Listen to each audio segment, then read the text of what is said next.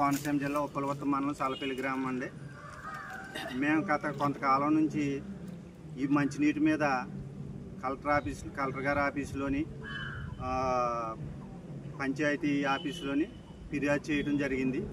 October 2న జరిగిన గ్రామ సభలో డైరెక్ట్ మురికి నుంచి పంచాయతీకి తోడి మురికి డైరెక్ట్ సప్లై చేస్తున్నారని పంచాయతీరాజ్ కమిషనర్ గారికి చేరవేయమని పంచాయతీలో లెటర్ ఇవ్వడం కూడా జరిగింది.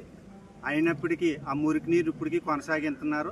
రీసెంట్గా 15 రోజుల నుంచి ఈ చేపలు చచ్చిపోయిన నీరు, మురికి నీరు ఏ విధమైన ఫిల్టర్ చేయకుండా గ్రామ ప్రజలకు సప్లై చేస్తున్నారు. దీని నిమిత్తం 2 రోజుల క్రితం గ్రామస్తులందరూ రోడ్డు ఎక్కి ఆందోళనకు దిగితే ఆర్డబ్ల్యూఎస్ ఏఈ గారు సురేష్ గారు వచ్చి మేము క్వాలిటీ నీరు మండల స్కీమ్ నుంచి సప్లై చేస్తామని హామీ ఇచ్చి ట్యాంకర్ల ద్వారా కూడా నాణ్యమైన వాటర్ సప్లై చేస్తాం, ఇది క్లియర్ చేసే వరకు అని మాకు హామీ ఇచ్చి వెళ్ళినారు.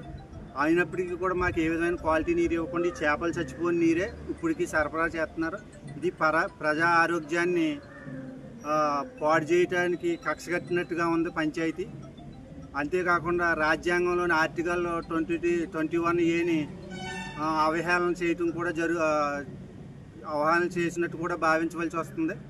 ఇప్పటికైనా అధికారులు కళ్ళు తెరిచి మాకు నాణ్యమైన నీరు సప్లై చేసి ప్రజల ఆరోగ్యాన్ని కాపాడవలసిందిగా కోరుతున్నాం.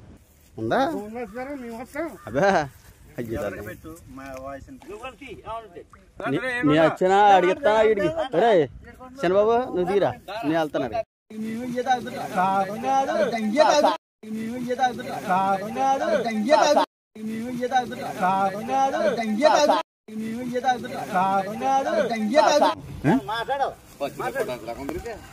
మొత్తం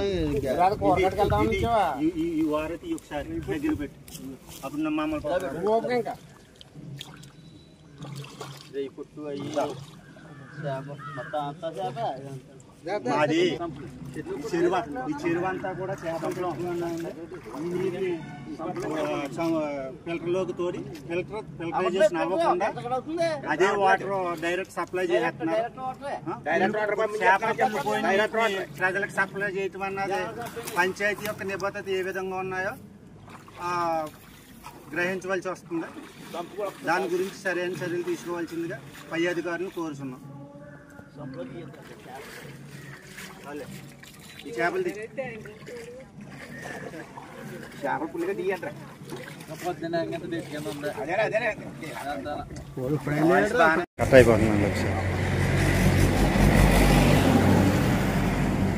సల్ప గ్రామంలో గత 15 రోజుల నుంచి ఈ మురికి నీళ్ళు మాకు సప్లై చేసి మా ప్రాణాలతో సెలగాడు వాడుకుంటున్నారు.